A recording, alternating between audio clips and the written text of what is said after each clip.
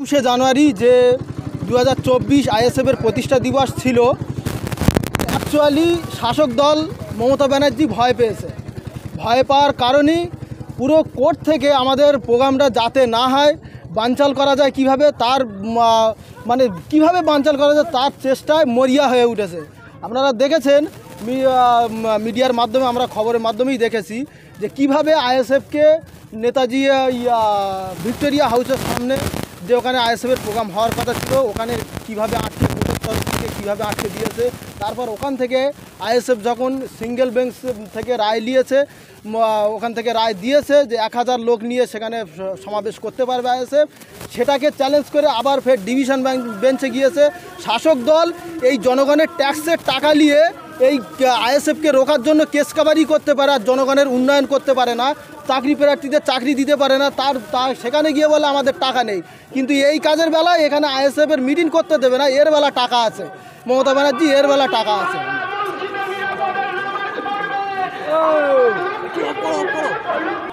এই জন্য আপনারা কি প্রকল্প নিয়েছেন ভাঙড়ের বিধায়ক পীরজাদা নওশাদ সিদ্দিকী, তার জন্য ভাঙড়ের মানুষ কি করতে পারে না পারে তার জন্য এই রাতারাতির ভিতরে স্টেজ তৈরি করে দেখিয়ে দিয়েছে। আপনারা দেখাচ্ছেন এখানে আজকে রাত্রে হাজার মানুষ এখানে আছে।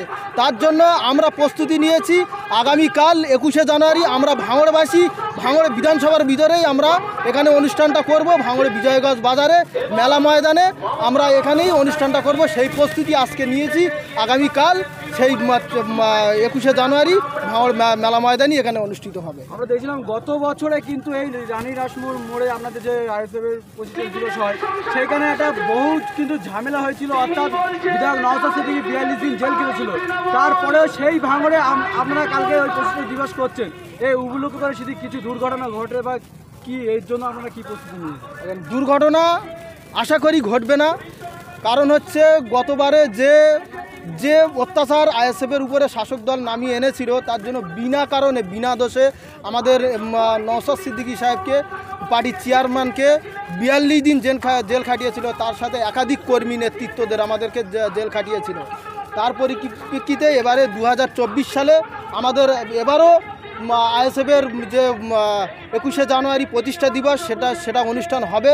আর যে দুর্ঘটনার কথা বলছেন, আমরা পুলিশ প্রশাসন থেকে পারমিশন নিয়েছি। পুলিশ প্রশাসন উপরে পুরো আস্থা আছে, আইন ব্যবস্থার উপরে, পুলিশ প্রশাসনের উপরে ভরসা রেখে আমরা এই অনুষ্ঠানটা কালকে করতে চলেছি এবং পারমিশন নিয়েই এই অনুষ্ঠানটা হবে। এই অনুষ্ঠানে আপনারা কত হাজার বা কত লক্ষ মানুষ দেখাতে, সেটা আমরা তার আর ওদের মতো বলবো না যে ওই 200 লোক নিয়ে আর রাস্তায় দাঁড় করিয়ে দিয়ে, রাস্তা অবরোধ করে দিয়ে বলবো যে হ্যাঁ অমুক জায়গা থেকে লোক আসছে, 2 লাখ লোক আসছে, অমুক জায়গাতে 10,000 মিছিল আসছে।